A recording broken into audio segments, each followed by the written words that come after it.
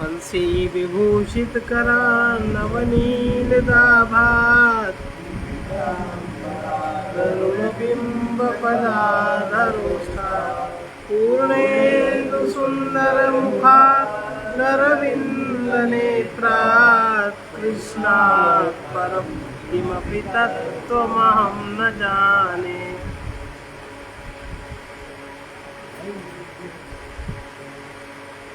अध्याय 2 के पाठ 3 का 44वां सूत्र है।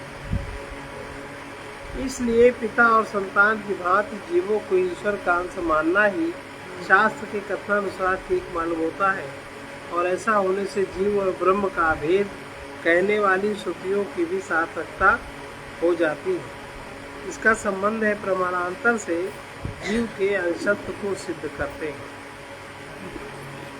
मंत्र वर्णाच 2-3-44 मंत्र के शब्दों से भी यही बात सिद्ध होती है। मंत्र में कहा है कि पहले जो कुछ वर्णन किया गया उतना तो इस परब्रह्म परमेश्वर के का महत्व है, वो परम पुरुष उससे भी अधिक है। समस्त जीव समुदाय इस परब्रह्म का एक पाद अंश है, और इसके 3 पाद अमृत स्वरूप दिव्य सर्वथा अलौकिक अपने को विज्ञानंद स्वरूप में ही है। छांदोग्य उपनिषद के 3:12-6 इस प्रकार मंत्र के शब्दों में स्पष्ट है समस्त जीवों को ईश्वर का अंश बताया गया है। इससे भी यही सिद्ध होता है कि जीवगण परमेश्वर के अंश है। उसी बात को स्मृति प्रमाण से सिद्ध करते हैं। अपिचा स्मर्यते 2-3-45 इसके सिवा भगवत गीता आदि में यही स्मरण भी किया गया है। यह बात केवल मंत्र में ही नहीं कही गई है, अपितु गीता के 15वें अध्याय के 7वें श्लोक में साक्षात भगवान श्री कृष्ण ने इसका अनुमोदन किया है। ममैवांशो जीवलोके जीवभूता सनातना इस जीवलोक में यह जीव समुदाय मेरा ही अंश है।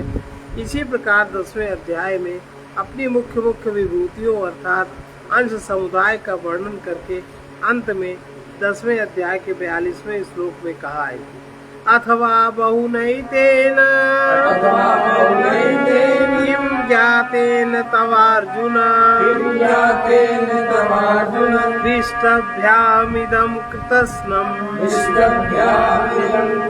एकांशेन स्थितो जगत। अर्जुन, तुझे इस बहुत भेदों को अलग अलग जानने से क्या प्रयोजन है? तू बस इतना ही समझ ले कि मैं अपनी शक्ति से किसी एक अंश से इस समस्त जगत को भली भांति धारण किए हुए स्थित हूँ। दूसरी जगह भी ऐसा ही वर्णन आता है। हे मैत्रेयी, एक पुरुष जीवात्मा जो कि अविनाशी शुद्ध नित्य और सर्वव्यापी है, वो भी सर्वभूतमय विज्ञान घन परमात्मा का अंश ही है। एका शुद्धोक्षरो नित्यः सर्वव्यापी तथा पुमान् सोऽप्यंशः सर्वभूतस्य मैत्रेय परमात्मनः। विष्णु पुराण के 6 अध्याय का 4 पाद का 36वां श्लोक। इसी प्रकार स्मृतियों द्वारा समर्थन किया जाने से भी यही सिद्ध होता है कि जीवात्मा परमेश्वर का अंत है। इसका संबंध अंश है, जीवात्मा परमेश्वर का अंश है। यहाँ ये जिज्ञासा होती है, यदि जीवात्मा ईश्वर का ही अंश है तब तो जीव के शुभाशुभ कर्मों से सुख दुख आदि भोगों से ईश्वर का संबंध भी होता होगा। इस पर कहते हैं प्रकाशादिवन्नैवं परः 2-3-46 परमेश्वर इस प्रकार जीवात्मा के दोषों से संबद्ध नहीं होता। जिस प्रकार की प्रकाश आदि अपने अंश के दोषों से लिप्त नहीं होते, जिस प्रकार प्रकाश सूर्य तथा आकाश आदि भी अपने अंश इंद्रिय आदि के दोषों से लिप्त नहीं होते, वैसे ही ईश्वर भी जीवों के शुभाशुभ कर्म फल रूप सुख दुख आदि दोषों से लिप्त नहीं होता। श्रुति में कहा गया, सूर्यो तथा सर्वलोकस्य चक्षुर्न लिप्यते चाक्षुषैर्बाह्यदोषैः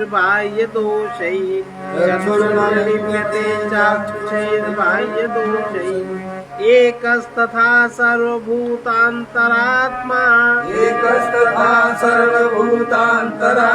न लिप्यते लोकदुःखेन बाह्य जिस प्रकार समस्त लोकों के चक्षु स्वरूप सूर्य देव चक्षु में होने वाले दोषों से लिप्त नहीं होते, वैसे ही समस्त प्राणियों की अंतरात्मा अद्वितीय परमेश्वर लोकों के दुखों से लिप्त नहीं होते। कठोपनिषद का 2:2-11 इसका संबंध है। इसी बात को स्मृति प्रमाण से भी पुष्ट करते हैं। स्मरन्ति च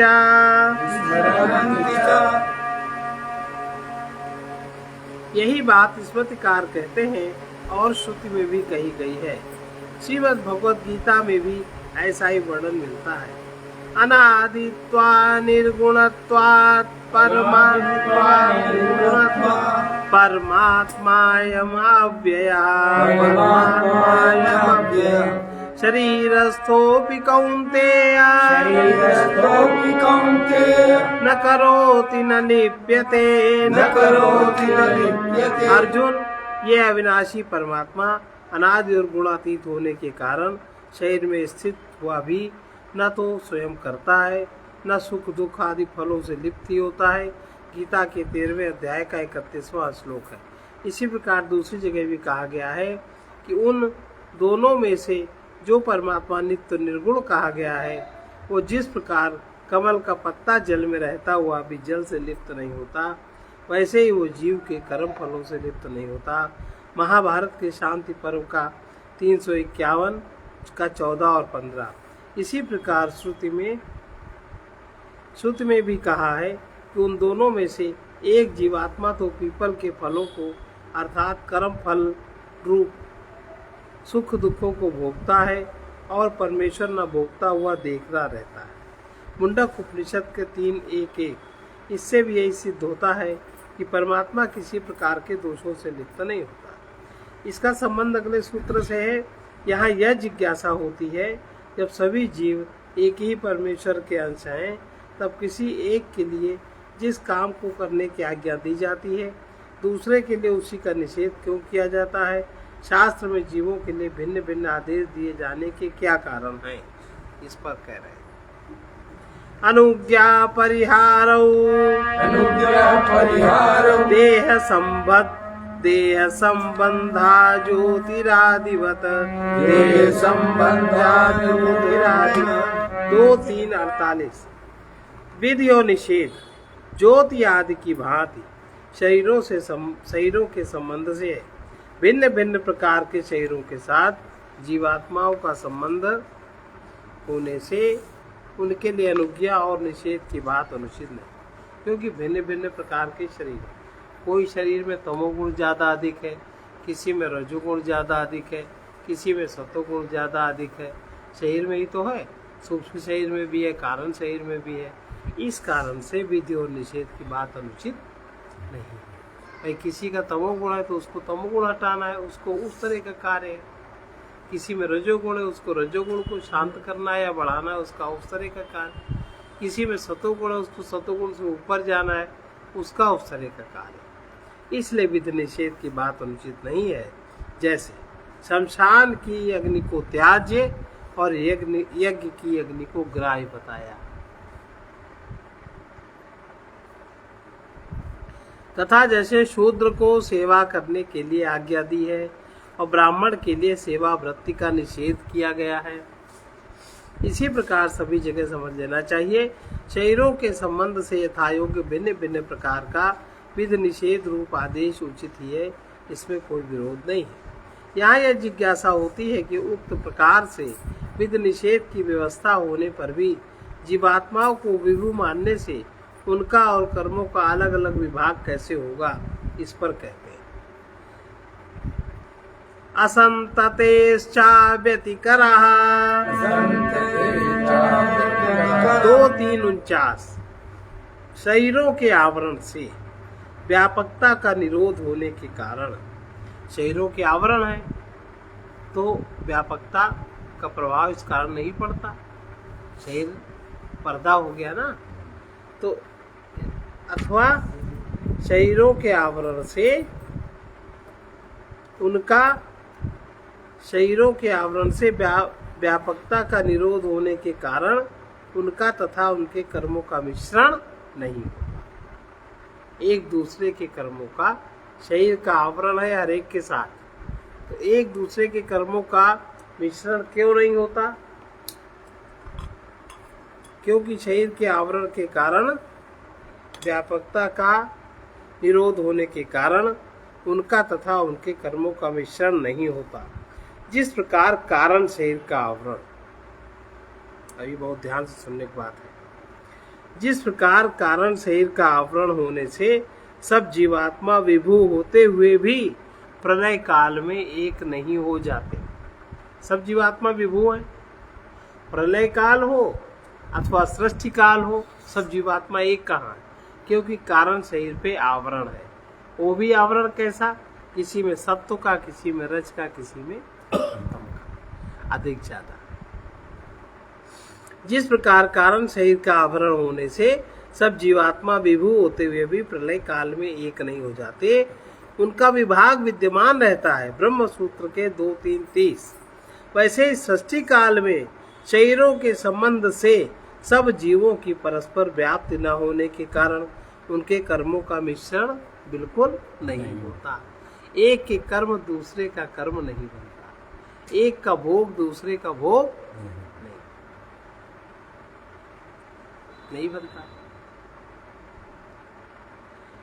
विभाग बना रहता है क्योंकि शरीर, अंतःकरण, अनादि कर्म संस्कार आदि के संबंध से उनकी व्यापकता परमेश्वर की भांति नहीं है किंतु सीमित है। अतएव जिस प्रकार शब्द मात्र की आकाश में व्याप्ति होते हुए भी प्रत्येक शब्द का परस्पर मिश्रण नहीं होता, उनकी भिन्नता बनी रहती है, तभी तो एक ही काल में भिन्न भिन्न देशों में बोले हुए शब्दों को भिन्न भिन्न स्थानों में भिन्न भिन्न मनुष्य रेडियो द्वारा, टीवी द्वारा अलग अलग सुन सकते हैं। फोन द्वारा इसमें कोई अड़चन नहीं आती। उन शब्दों का विभुत्व और अमिश्रण दोनों रह सकते हैं। वैसे ही आत्माओं का भी विभुत्व उनके अमिश्रण में बाधक नहीं है, क्योंकि आत्म तत्व तो शब्द की अपेक्षा अत्यंत सूक्ष्म है। उसके विभु होते हुए परस्पर मिश्रण ना होने में तो कहना ही क्या है। क्यों नहीं मिश्रण होता? इसको फिर से सुनिए। असंततेश्चा व्यतिकरः 2:3-49। इसके सिवा शरीरों के आवरण से व्यापकता का निरोध होने के कारण, शरीरों के आवरण के कारण व्यापकता का निरोध हो जाता है, व्यापकता सीमित हो जाती शरीरों के कारण, उनका तथा उनके कर्मों का मिश्रण नहीं हो पाता। जिस प्रकार कारण शरीर का आवरण होने से सब जीवात्मा विभू होते हुए भी प्रलय काल में एक नहीं हो जाते, उनका विभाग विद्यमान रहता है। ब्रह्म सूत्र 2:3-30। वैसे ही सृष्टि काल में शरीरों के संबंध से सब जीवों की परस्पर व्याप्ति न होने के कारण उनके कर्मों का मिश्रण नहीं होता, विभाग बना रहता है, क्योंकि शरीर, अंतःकरण, अनादि कर्म संस्कार आदि के संबंध से उनकी व्यापकता परमेश्वर की भांति नहीं है किंतु सीमित है। अतएव जिस प्रकार शब्द मात्र की आकाश में व्याप्ति होते हुए भी प्रत्येक शब्द का परस्पर मिश्रण नहीं होता, उनकी भिन्नता बनी रहती है, तभी तो एक ही काल में भिन्न भिन्न देशों में बोले हुए शब्दों को भिन्न भिन्न स्थानों में भिन्न भिन्न मनुष्य रेडियो द्वारा, टीवी द्वारा, फोन द्वारा अलग अलग सुन सकते हैं। इनमें कोई अड़चन, किसी को कोई अड़चन नहीं आती। उन शब्दों का विभुत्व और अमिश्रण दोनों रह सकते हैं, वैसे ही आत्माओं का भी विभुत्व उनके अमिश्रण के में बाधक नहीं है, क्योंकि आत्म तत्व तो शब्द की अपेक्षा अत्यंत सूक्ष्म है। उसके विभु होते हुए परस्पर मिश्रण न होने में तो कहना ही क्या है। इसका संबंध यहाँ तक जीवात्मा परमात्मा का अंश है तथा वो नित्य और विभु है। इस सिद्धांत का श्रुति स्मृतियों के प्रमाण से और युक्तियों द्वारा भी भली भांति प्रतिपादन किया गया तथा अंशांश भाव के कारण अभेद प्रतिपादक श्रुतियों की भी सार्थकता सिद्ध की गई। अब जो लोग जीवात्मा का स्वरूप अन्य प्रकार से मानते हैं, उनकी यह मान्यता ठीक नहीं है। इस बात को सिद्ध करने के लिए अगला प्रकरण आरंभ कर बढ़ा जाएगा। अभाषा एव च, इसके सिवा अन्य प्रकार की मान्यता के समर्थन में दिए जाने वाले युक्ति प्रमाण आभास मात्र ही है। जो लोग जीवात्मा को उस पर ब्रह्म का अंश नहीं मानते, सब जीवों को अलग अलग स्वतंत्र मानते हैं, उन्होंने अपनी मान्यता को सिद्ध करने के लिए जो युक्ति प्रमाण दिए हैं वे सबके सब आभास मात्र हैं, अतः उनका कथन ठीक नहीं है।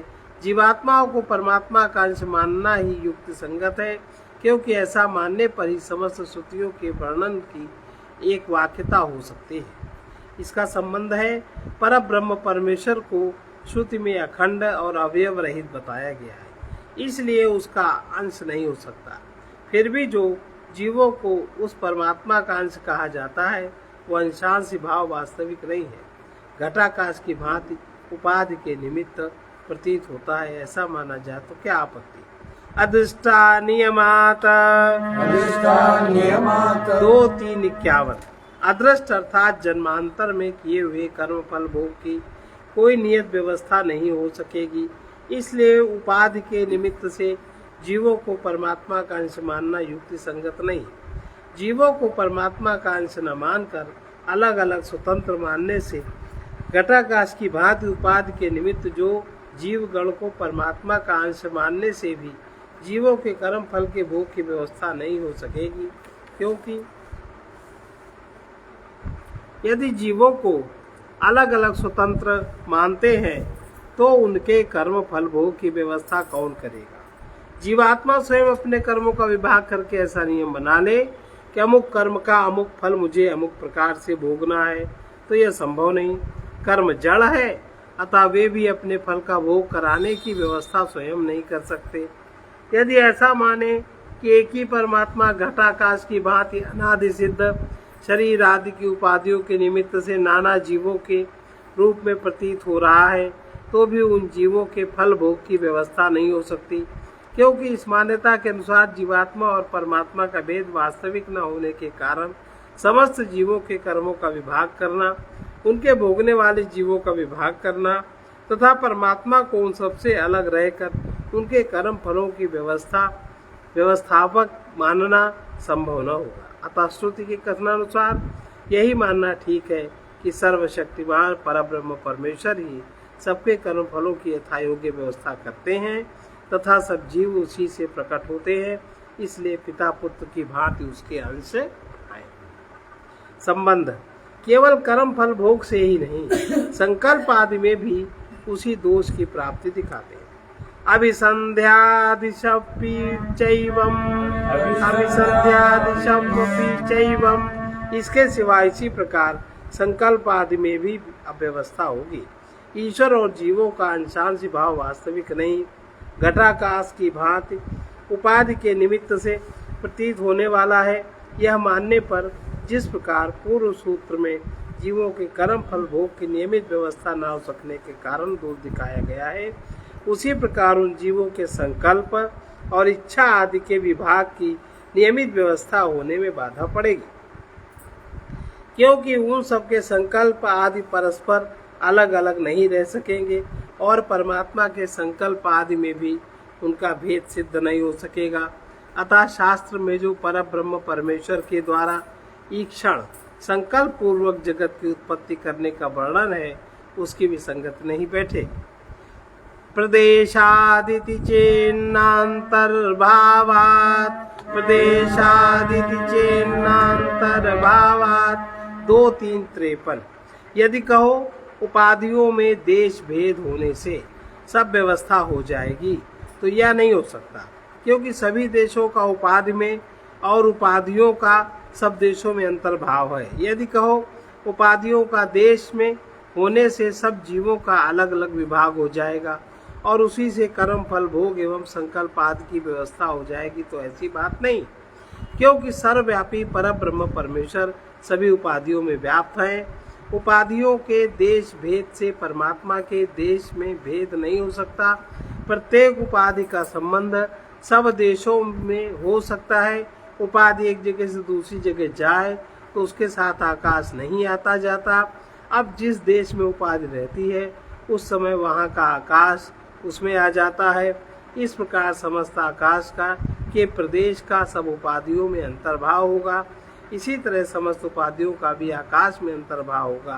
किसी प्रकार से कोई विभाग सिद्ध न हो सकेगा। इसलिए परब्रह्म परमेश्वर और जीवात्माओं का अंशांश भाव घटाकाश की भांति उपाधि निमित्त नहीं माना जा सकता।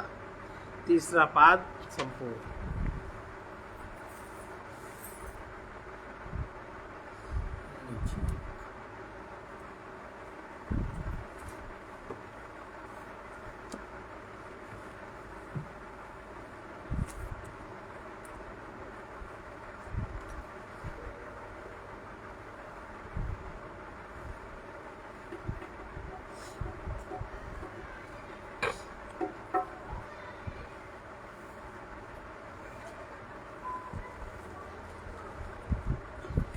जो है वो भुलाने के काबिल नहीं है, जो है वो भुलाने के काबिल नहीं है, नहीं है वो पाने के काबिल नहीं है, नहीं है वो पाने के काबिल नहीं है, जो है वो अभी यही है हम उसमें, जो है वो अभी है यही है हम उसमें, किसी को दिखाने के काबिल नहीं है, किसी को दिखाने के काबिल नहीं है, नहीं है वो पाने के काबिल नहीं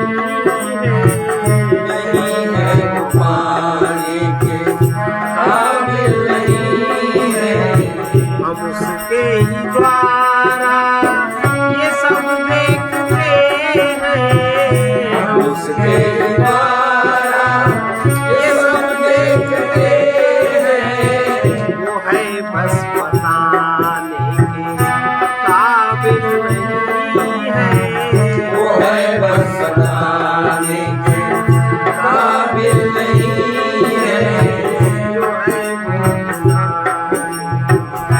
काबिल नहीं है, जो है वो भुलाने के काबिल नहीं है, न होते हुए ऐसा जो भासता है, न होते हुए ऐसा जो भासता है, वो विश्वास लाने के काबिल नहीं है, वो विश्वास लाने के काबिल नहीं है, किसी को दिखाने के काबिल नहीं है, किसी को दिखाने के काबिल नहीं है, जो है वही सत है वो परमात्मा है, जो है वही सत्य है वो परमात्मा है, असत से छिपाने के काबिल नहीं है, असत से छुपाने के काबिल नहीं है, नहीं है पाने के काबिल नहीं है,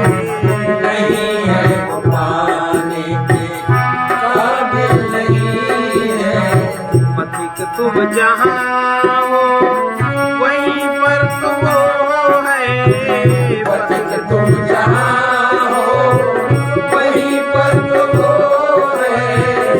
खोज लगाने के काबिल नहीं है। वो खोज लगाने के काबिल नहीं है। जो है वो लाने के काबिल नहीं है। जो है वो बुलाने के काबिल नहीं है। नहीं है वो पाने के काबिल नहीं है। नहीं है वो पाने के काबिल नहीं है। जो है वो इसका संत वचन है, नित्य सत चेतन आत्मा को न जानना और अज्ञान में जो स्वयं तुम नहीं हो और जो तुम्हारा नहीं है उसे ही मैं मानते रहना, ये सर्वोपरि पाप है, सबसे बड़ा पाप। फिर से इसको सुने, नित्य सत चेतन आत्मा को न जानना अर्थात स्वयं साक्षी होके न देखना। नित्य सचेतन आत्मा को न जानना और अज्ञान में जो स्वयं तुम नहीं हो, जो तुम्हारा नहीं है उसे ही मैं मानते रहना सर्वोपरि पाप है। और ये पाप अहंकार में ही रहता है, अहंकार के पार नहीं रहता। सर्वे भवन्तु सुखिनः, सर्वे भवन्तु सुखिनः, सर्वे सन्तु निरामयाः, सर्वे सन्तु निरामयाः, सर्वे भद्राणि पश्यन्तु, सर्वे भद्राणि पश्यन्तु, मा कश्चित् दुःखभाग् भवेत्, मा कश्चित् दुःखभाग् भवेत्। कृष्णाय वासुदेवाय, कृष्णाय वासुदेवाय, हरे परमात्मने, हरे परमात्मने, प्रणतक्लेशनाशाय, प्रणतक्लेशनाशाय, गोविन्दाय नमो नमः, गोविन्दाय नमो नमः। असतो मा सद्गमय, असतो मा सद्गमय, तमसो मा ज्योतिर्गमय, तमसो मा ज्योतिर्गमय, मृत्योर्मामृतं गमय, मृत्योर्मामृतं गमय।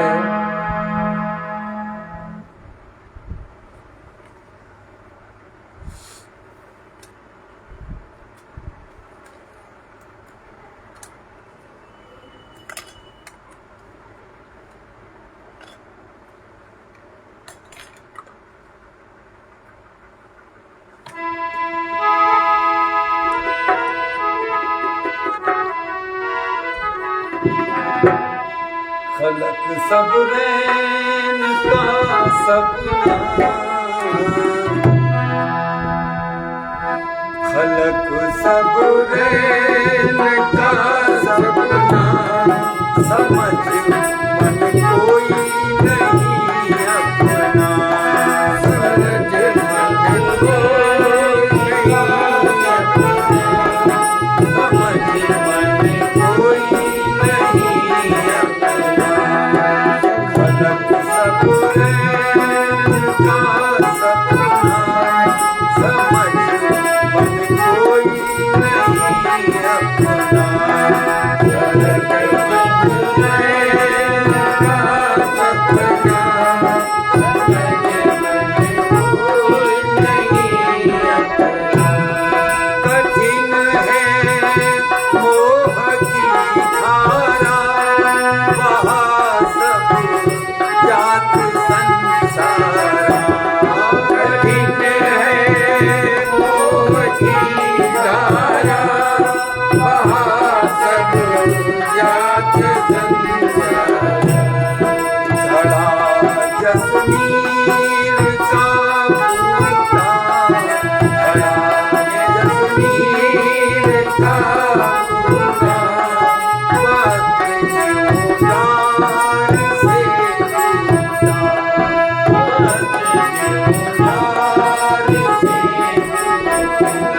ऐसी नर जात जिंदगानी अजहू तो क्षेत्र अभिमानी ऐसी नर जात जिंदगानी अजहू तो क्षेत्र अभिमानी बोलो मति देख तन गोरा बोलो मति देख तन गोरा जगत में जीवना गोरा जगत में जीवना गोरा पलक सब रैन का सपना समझ मन कोई नहीं अपना पलक सब रैन का सपना